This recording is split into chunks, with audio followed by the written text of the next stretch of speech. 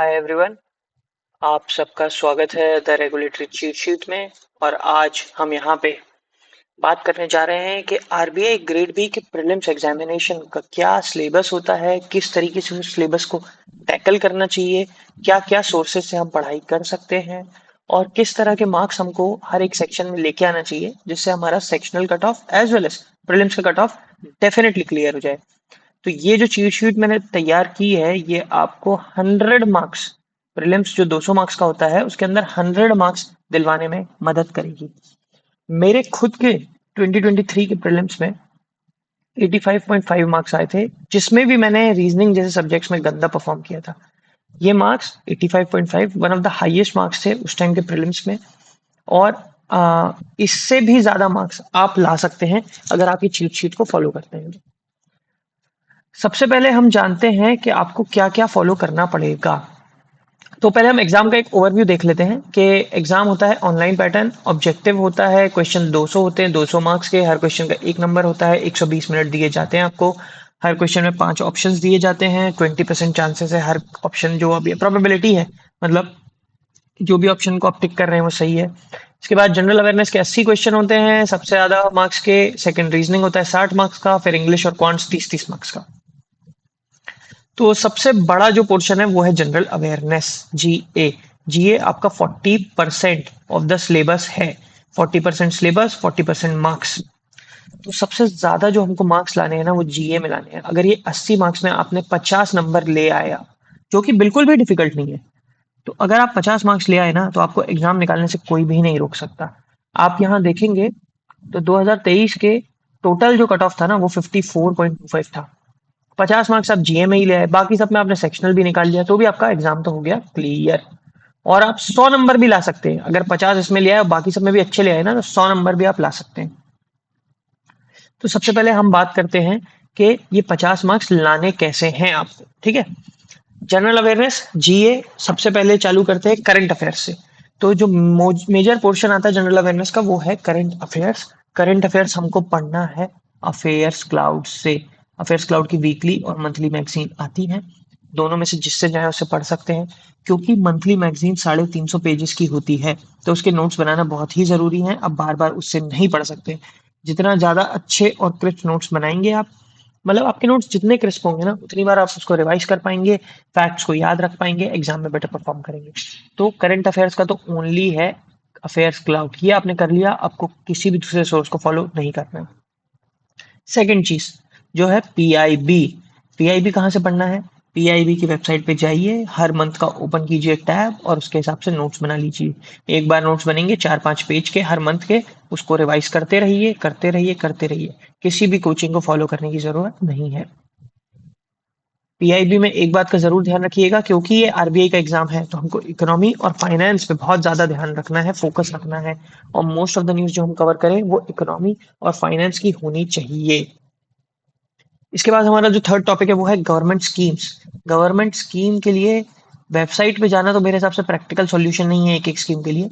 किसी भी कोचिंग की आप पीडीएफ लीजिए, गवर्नमेंट स्कीम्स जो आपको लगता है कि भाई ये इंपॉर्टेंट स्कीम है उसको मार्क कीजिए। उसके शॉर्ट नोट्स या तो उसी में से पढ़ लीजिए तो शॉर्ट नोट्स बना लीजिए पीडीएफ में से, और उसको रिवाइज करते रहिए करते रहिए करते रहिए।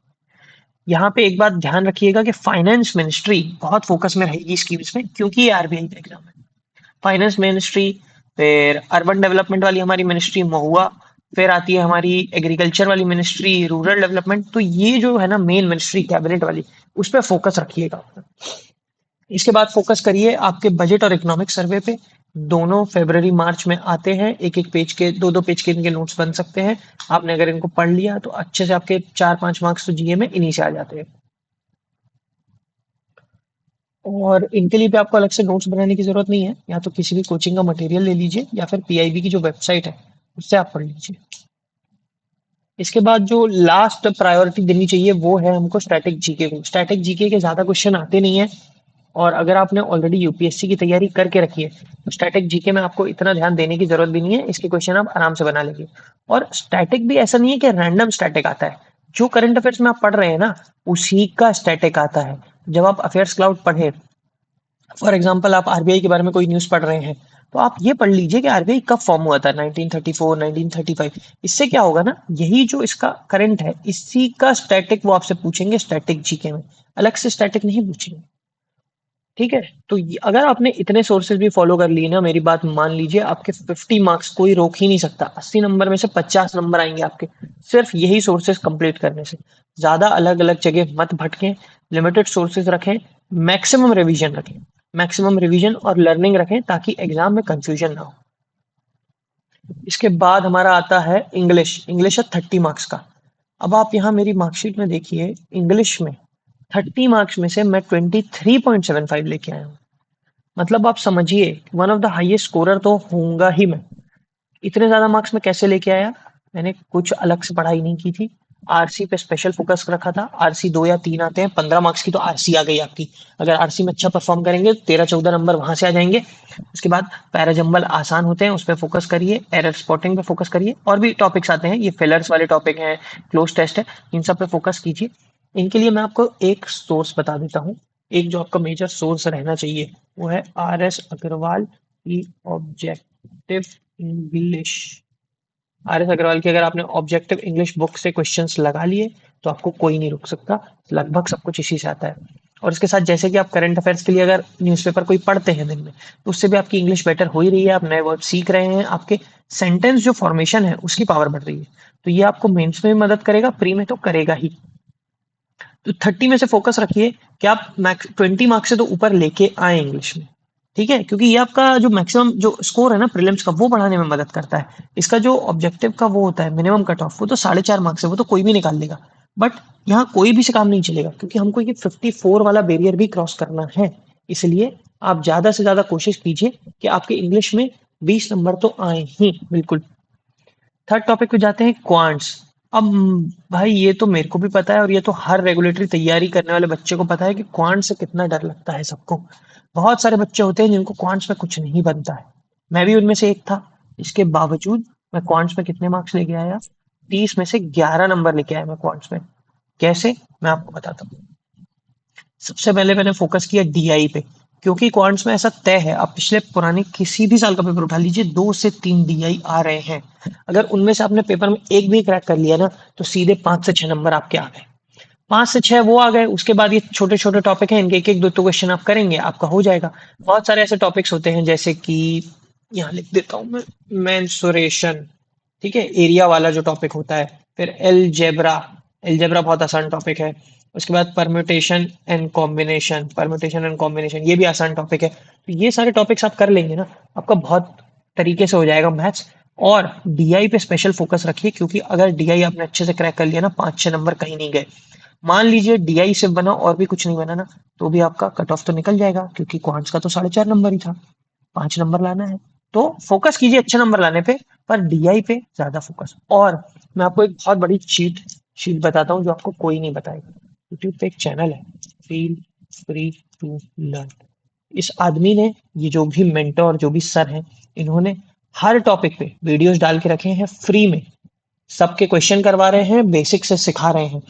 तो मेरी आपसे विनती होगी, कृपया इनके चैनल पे जाइए और एक एक टॉपिक जो नहीं समझ आ रहा है उस पर फोकस कीजिए, उसको पढ़िए।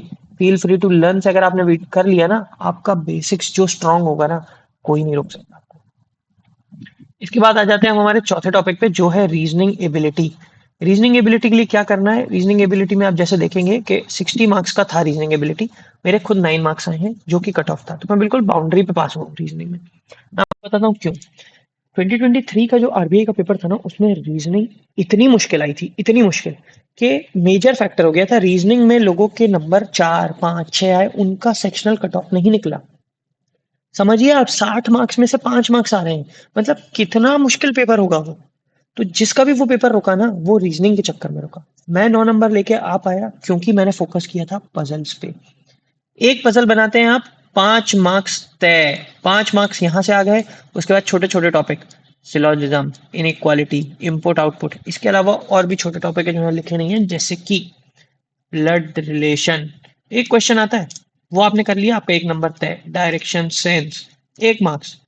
ठीक है, ऐसे बहुत सारे और टॉपिक आते हैं जो 1-1 मार्क्स के आते हैं, जो काफी आसान आते हैं। कोडिंग डिकोडिंग जैसे यहाँ नहीं लिखा हुआ है, 1 मार्क्स 2 मार्क्स का आएगा, पर आपके तो वो नैया पार करा देगा, वो आपको 9-10 नंबर तो आराम से ला देगा। रीजनिंग में फोकस आप कीजिए पजल्स के ऊपर। पजल्स और सीटिंग अरेंजमेंट में क्या है, एक क्वेश्चन आता है जो 5 नंबर देता है आपको, तो एक बार भी आपकी पजल या सीटिंग अरेंजमेंट का ग्राफ वो सही बन गया ना, 5 5 5 करते हुए आपके नंबर बहुत आ जाएंगे।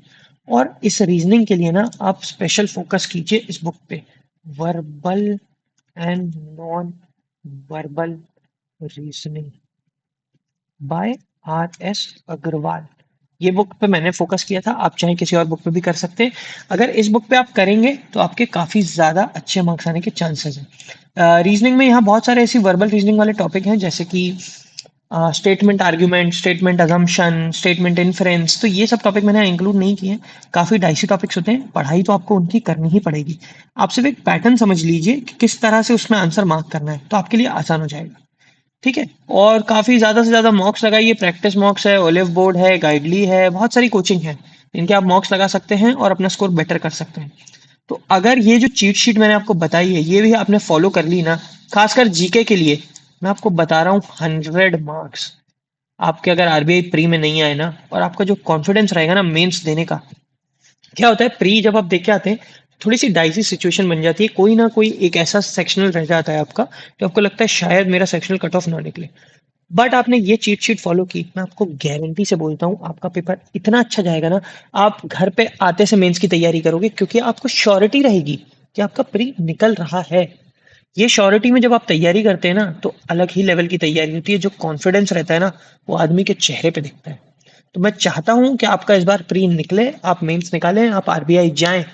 उसके लिए प्लीज ये चीट शीट को फॉलो कीजिए, जो मैं आपको बिल्कुल आपकी मदद के लिए मैंने बनाई है, जिसको मैंने खुद फॉलो करके अपने ऊपर लगा के देखा है। ठीक है, चलिए मिलते हैं अगले वीडियो में, जब तक के लिए टाटा, गुड बाय।